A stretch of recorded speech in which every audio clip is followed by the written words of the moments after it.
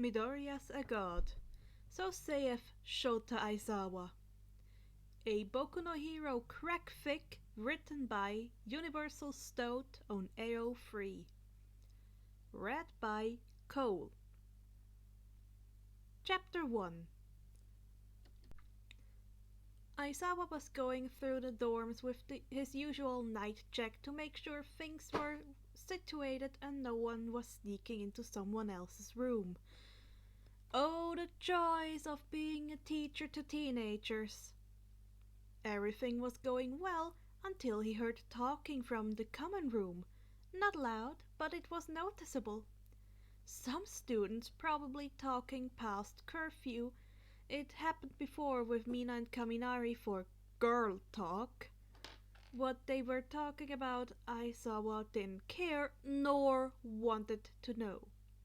The thing is, the talking was neither of those students, thank God, and it was obvious the person talking was directing it to someone, but had no outward answer, or they were on the phone.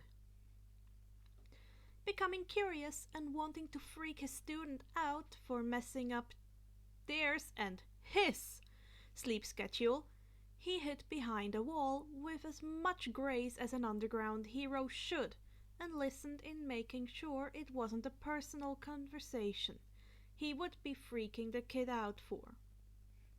The person talking turned out to be Midoriya, which was odd. Sure, the kid was the walking embodiment of chaos, but the kid actually tried not to be. The kid is soft-spoken, almost as much as Koda, and only really starts talking when passionate about heroics or quirks. He has friends, but he stops rambling whenever he notices someone trying to listen to what he says, and he helps but doesn't know how to joke around like a kid should. Now, however, the kid seemed to be in the middle of telling a story to an invisible audience, which was starting to freak Shota out. Then he said, Midoriya cut off mid-sentence. He stayed silent for what felt like forever. Aizawa-sensei? Which made Shota freeze. Never had he ever been found without wanting to before. Within seconds, Midoriya was staring at him face to face, and he hadn't even heard him walking. Midoriya stared straight into his eyes. The kid's eyes had a glow to them, something unnatural. This had been noticed before, assumed it's due to his quirk, but now his eyes lacked the whites, and as was a mixture of black, green, and burning white pupil, much like Mina's and All Might's eyes. Stumbling back, Aizawa let off a string of curses that would make Midnight blush when suddenly Midoriya spoke. You have seen too much, young mortal. The kid's voice echoed as if being said by multiple people, each holding their own tone and emotion. Once again he met Problem Child's eyes and saw them burning like stars. These eyes held the knowledge of the universe. This caused a base reaction of fear and panic Aizawa thought had long ago died since starting his heroic career. He needed to run.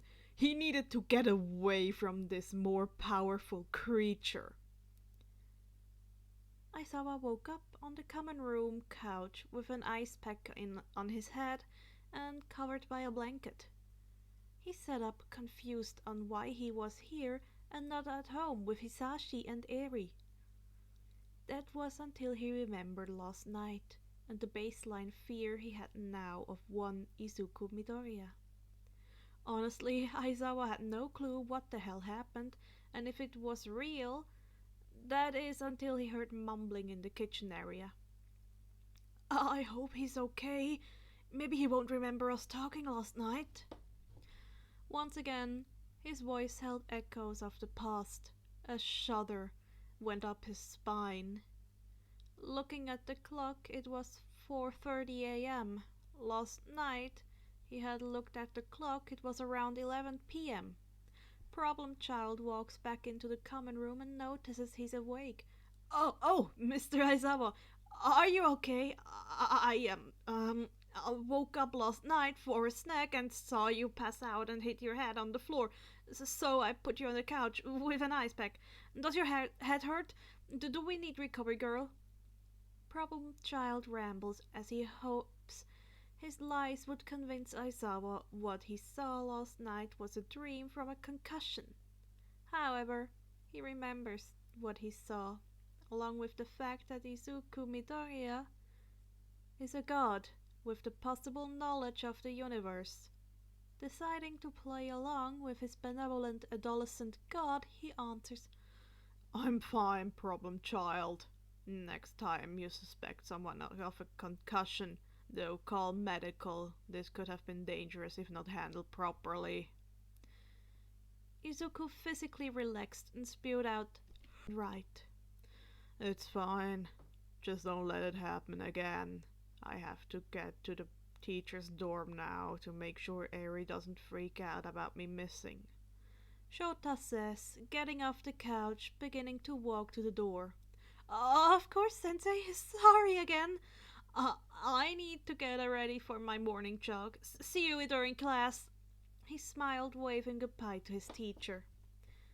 Once out of sight of the students' dorms, Aizawa ran to the teachers' dorms and to the staff kitchen where his co-workers were waking up. Slamming the door open, Aizawa shouts, "Izuku Midoriya is a fucking god!" Catching all but one co-worker off guard. Said co-worker quips, "Ah, so you've met them. That's nice. All Might, because of fucking course All Might would know. He so happened to say it quite enough not to gain attention." "Why?" Midnight asks. "What?" 13 says. "What are we missing?" Snape asked 13. "Sho, are you okay? You were out all night, and you now got a bruise on your head. You're okay?" Hitsashi asked, concerned. "I'm fine," he says to Sashi dismissively and begins to stride towards All Might, when suddenly his two traitorous friends grab him. Midnight puts a hand over his mouth and uses her quirk. They only ever do this to make sure he doesn't do something stupid while sleep deprived, or to make sure he actually goes to Recovery Girl when injured. So they're technically justified, but darn them, he needs answers. Then the world blacks out. Chapter 2. Izuku's point of view. Okay, Izuku may or may not be freaking out at the moment. Last night, Izuku and the past One for All users were talking as Izuku was getting a snack. Somehow it led to Izuku telling a story to the vestiges out in the damn open like an idiot. Sure, it was late and everyone was already asleep, but in true Deku fashion, it had to go wrong. Oh, so wrong. In the middle of the story, Izuku felt a presence, thanks to danger sense, and went silent. The One for All users started to complain like the babies they are. "Looking at you, Banjo." And then, he said, Midoriya stopped, noticing the familiar feeling of danger sense. "Someone is watching us," Fourth says. "So, I want to hear the rest of the story," Banjo chided back. "It's your teacher. He looks concerned that you stopped talking, Nana added in. Let's mess with him! Yoichi grinned, and before Izuku could stop them, Izuku's body floated to where Aizawa-sensei was hiding, obviously surprised he was found and the lack of noise Izuku made. Honestly, his curse words were very creative, but Izuku heard worse growing up with Kachan. You had seen too much, young mortal. His voice reverberated with the other vestiges, sounding like an ancient creature from the depths of the void. But doing that was a mistake, as Mr. Aizawa screamed at Izuku, "Not today, Satan!" and ran headfirst into the wall, knocking him out cold. It was deathly silent when suddenly the One for All users began maniacally laughing so hard he thought they would double die. While Izuku himself stayed quiet, mostly out of shock and wondering if he just saw the scariest man he knew, that wasn't a villain or Kachan, run into a wall after calling him Satan. Was he that scary, or did Izuku wake Aizawa up from sleepwalking and give him a panic attack? Hey kid, I think we should move him to the couch if anyone happens to come by. Don't want to get him in more trouble if he happens to remember this. Second stopped laughing and brought Izuku out of his stupor. Right! Izuku nodded and picked up Aizawa and placed him on the couch like he weighed nothing. Fuck you. Izuku went back to where Aizawa hit his head and panicked when seeing the dent, so grabbed one of the fake plants and moved it in front to hide it. Then turns back to his spooky ghost family hovering over Aizawa. Everyone was still giggling slightly. Does he have a concussion? Izuku asked the dead pros, vigilante, and hero. No clue, they all responded. How did they not know? He has a bruise, but overall seems fine, Nana helpfully informed, unlike the rest of them. Okay, I'll get a blanket and an ice pack. Izuku ran into the kitchen, then hall closet to grab the needed items, and when he got back he saw his ghostly dumbasses reenacting Aizawa's run into the wall. Sighing, he ignored them to check over Aizawa one last time, and he looked fine based on his classes with Recovery Girl and Natsu. When he wakes up, I'm going to be expelled, Izuku whined and walked back to the kitchen to sulk, Ghost family trailing after him. Don't be so sure. My bet is he will start a cult. Don't be so sure. My bet is he will start a cult, Banjo, the bastard, said, Nana slapping the back of his head. He could not remember any of this actually. He hit his head pretty hard. Sixth tried to reassure, failing miserably. Yeah, I hope he's okay. He did hit his head really hard. Maybe he won't remember us all talking last night, and we pretend this never happened?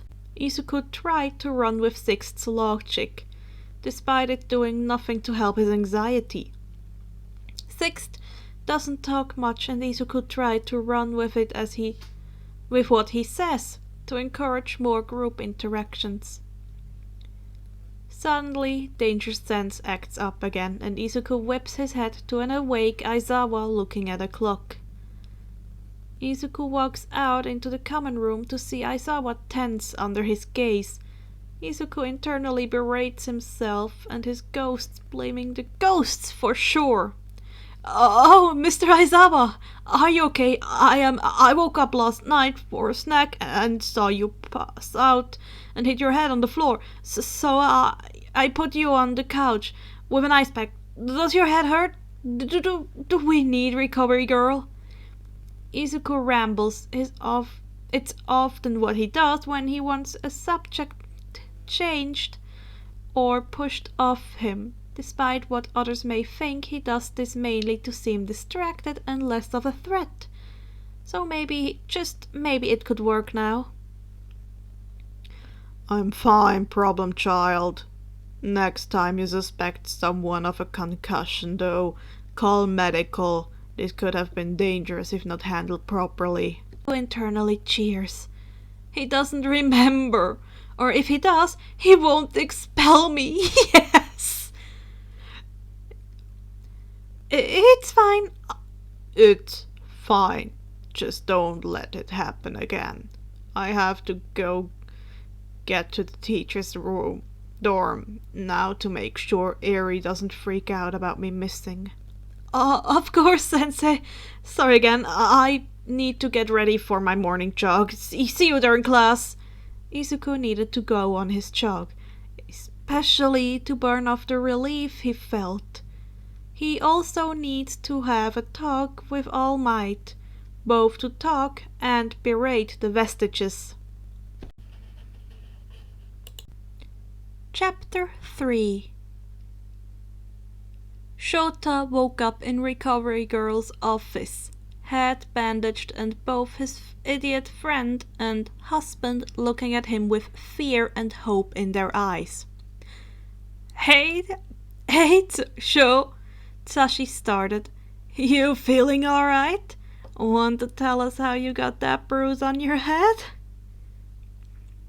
And your reasoning to try and attack All Might? Did he annoy you? Drink your coffee? Nim added. Aizawa scowled at them, angry they stopped his questioning of the previous number 1 hero.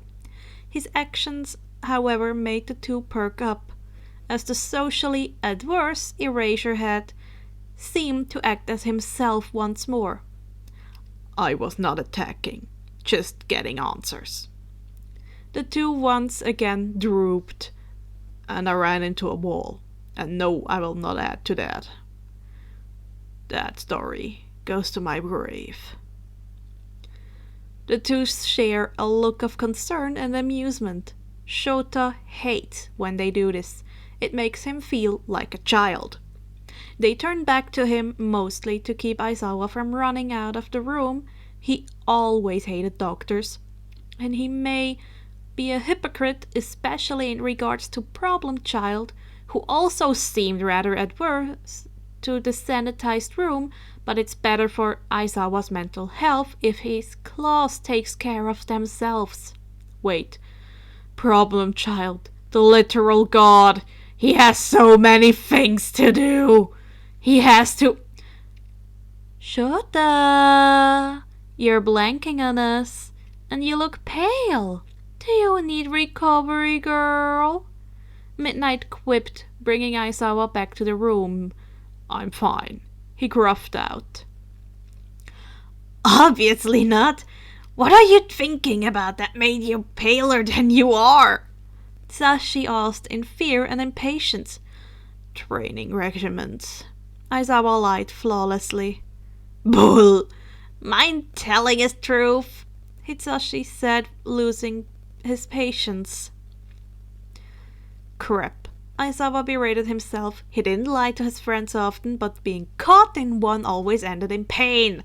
Hello, couch. Here I come. R.I.P. my lower back. I believe Problem Child is a god of some kind.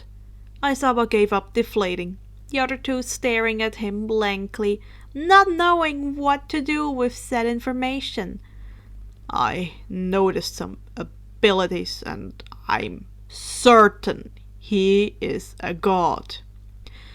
Such as? Midnight probed. I would rather not say without Midoriya's permission. Aizawa answered back. The two again shared a look, and Hisashi pressed the doctor's call button he has hidden on him for medical issues, and he knew Shota would not back down from. Recovery Girl had entered the room. Out, you two! I'll call you if he tries to run for it. Recovery Girl swatted at the two heroes. Once again, she turned her sights on him. Aizawa shivered. So, have fun with me meeting with Midoriya's other half? She smirked. Smirked! Shota stayed quiet, eyes widening due to the confession. She knew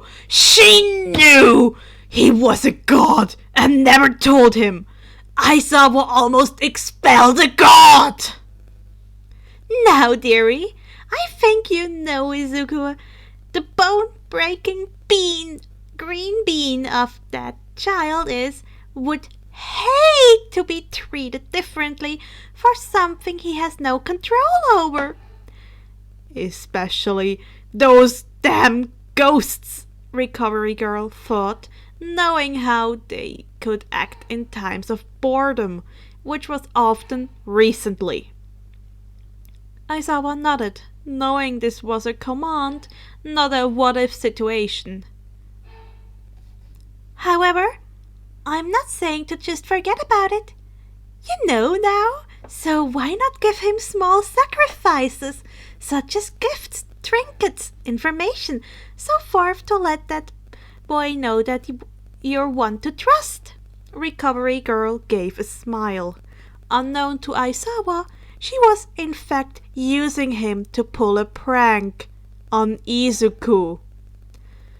This was once again not a request but a command, so Aizawa nodded, preparing to try and teach a god properly. Now that he knew Izuku was a good kid, the fact that he was a literal god this whole time did not change that. Aizawa left the room with a plan to talk to All Might, a list of items to encourage Izuku not to smite him or his classmates, and a way to try and convince other staff members to do the same. Recovery Girl cackled once alone in her office, waiting for chaos. Netsu would be proud. Chapter 4 Chaos. Izuku regrets many things in life right now. Accepting One for All is currently at the top of the very long list that keeps growing larger and larger every day. Sure, the quirk exploded his bones at the very beginning. Big deal! Who never has experienced an exploded bone before? Clearly no one. Who cares that Izuku experienced the previous user's deaths over and over? Why should it matter that All for One, the biggest villain in the world, is most likely trying to vault him as he speaks? No, where he draws the line with One for All is the bastard ghosts. Don't get Izuku wrong, he loves them, but why did they all have to be so gosh darn stupid? Currently, Banjo is yelling about being correct about the cult, thanks to Glow Might somehow telling him. Nana had just checked with the staff, and Aizawa sensei is making a shrine. Sacrifices of warriors' items, while also making a new curriculum for Izuku exclusively. All things he blames his ghost family for. Hey! Banjo yells. Wow, blame us for everything. Kid, we just got you the cult. Second chastised. Pink Kachan wannabe, Izuku's mind supplied. I think he may try and convert his fellow staff and students. Honestly, I think Shinzo's reaction would be hilarious. First chimed in. Don't encourage them first, Izuku pleaded. Can't you guys go back to messing with my shadow? Or try to poke Kachan to annoy him? Thankfully, Izuku was not near anyone to see him talking to himself. That stuff got boring a while ago. This is like a soap opera, Sixth added. You should go to class, Nana reminded him. Fine, but we will talk about this later, Izuku hissed to the ghostly crowd. Once in class, Izuku saw a new lessons plan and a mini cat keychain on his desk, both most likely from Aizawa, who is currently watching him like a hawk. Izuku internally cringed. Swiping both offered items into his bag as quickly as possible to stop the gossip squad from seeing and making conclusions, Izuku did his best not to draw attention to himself in middle school. Which was the worst possible option apparently, because his class grew comfortable with his muttering defense mechanism that everyone has become concerned with the silence. The main four most disturbed from the lack of noise being made were Kachan, pale and possibly praying. Izuku only got quiet when he was mad or avoiding people's attention, which led to trouble in most cases. Todoroki, who was sending him glances and seemingly unable to focus on anything on his paper, ever since the sports festival, he has attached himself to Izuku's hip. Not that Izuku minded. Shinzo, who replaced Mineta since said sports festival, and someone who found comfort in all his small mutters, seemingly staring a hole in the back of Izuku's head. Finally, Aizawa, his teacher who Izuku gave a panic attack to last night, and someone calling Izuku Satan seemed to be sweating bullets. Honestly, after last night, Izuku wonders if the only reason he is not expelled is because Aizawa actively believes Izuku to be Satan.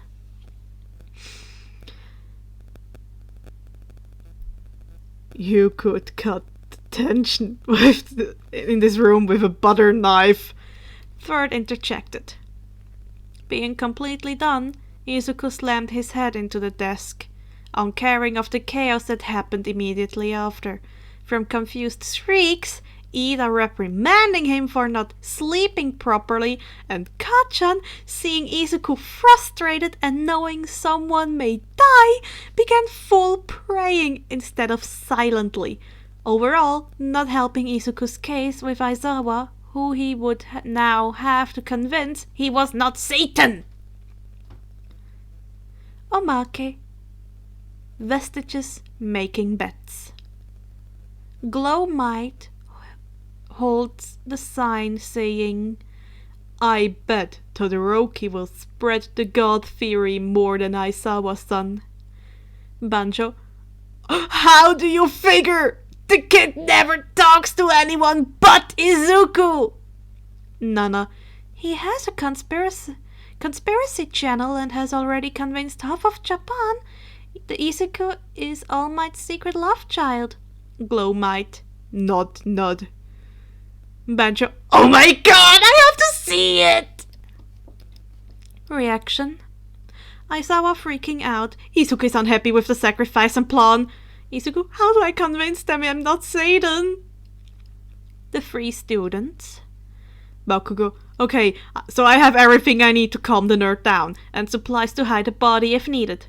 Shinzo, what? He was distressed, not murderous. Todoroki, I agree with Shinzo. He was distressed. We must hide the body of who did it. Shinzo, that's not what I said!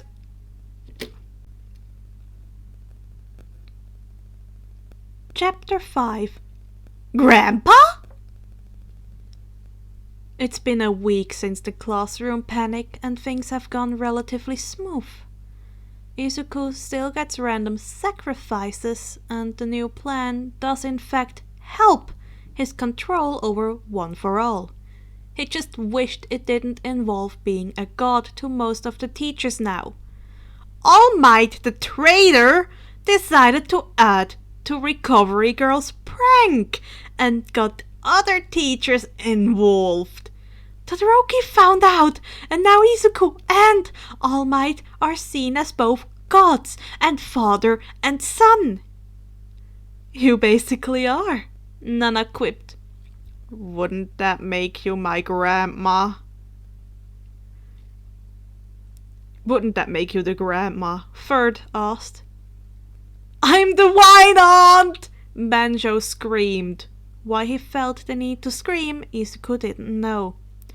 No! I want to be the wine aunt! The second bellowed back at Banjo. Izuku sighed and went to his lunch with All Might, possibly blame him for the current life events and talk about One for All and the new advances he made. When getting there, Izuku opens the door to see none other than Gran Torino. Oh, this is about to be good, one of the vestiges quipped, most likely Nana. Hey kid, I've just been beating Toshinori over the head for not telling me I had a grandson. Gran Torino barked out. What? What? Huh? Izuku sputtered, knowing where this was going. Don't be mad, kid. Don't be like that, kid. Get in here and help me traumatize your dad. Torino said rather loudly. Izuku, panicking, closed the door behind him, hoping no teachers heard what Gran Torino said and adding to the current widespread rumor. Don't be like that. We got you a cold. The second chastised Izuku. Choosing to ignore the second, Izuku meekly said, Gran Torino, you know me and All Might aren't actually related, right? And what do you mean, grandson? Bah! You both have All for One. It's basically the same in my book, and I claimed grandparents' rights. I helped train this buffoon. Torino pointed at the quivering All Might, looking over Glow Might, was also shaking.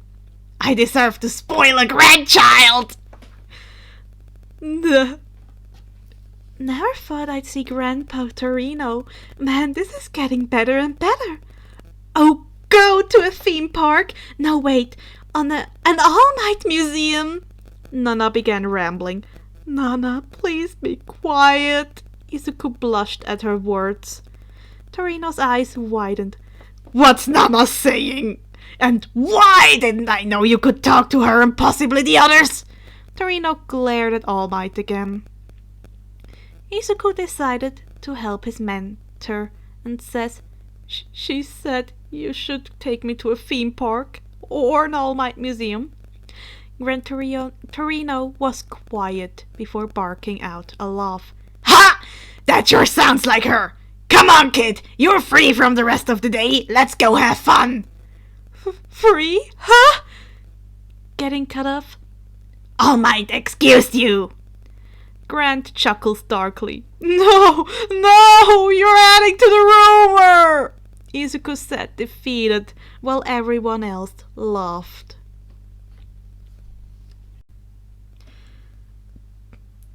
Hello again. It has been quite some time since I've added my own... Well, how can you say it? My own opinion on the matters. I'm very sorry about the audio quality of the last few videos. I only realized yesterday I didn't plug in my freaking microphone. So I hope the quality will be better this time. I didn't even check. I don't know if I'm stupid or not. I may be stupid. But anyway, this was the first part of Midoriya Izuku is a god, sayeth Aizawa Shota. I generally, while reading this, It had me laughing uncontrollably at 3 a.m. while the rest of the family was sleeping. I was happy. I'm so glad my family are deep sleepers. Anyway, we will hear the second part soon. And I really, really, really need to say thank you to our pencil queen, aka the Unofficial Stoat? I need to recheck their name. Universal Stoat, of course. For allowing me to read this brilliant masterpiece of crack energy. In the end, let's just say I love Gran Torino. Not as much as Netsu, but he's such a shit-eating old man. I love him. Anyway, still no surgery ahead of time. I'll hope it will either be postponed after my first, what is it called? Con? Or it will be in the next 2 weeks because I want to go to the Fantasy Basel. I will be either dressed up as a Aizawa Shota with pink kitten trousers and a black sweatshirt with a plush cat on my shoulder while blaring Don't Try Super Slide by Queen. Or sexy Aizawa blasting the same song holding a plush cat. Please tell me in the comments which is better. I have the sexy maid outfit already.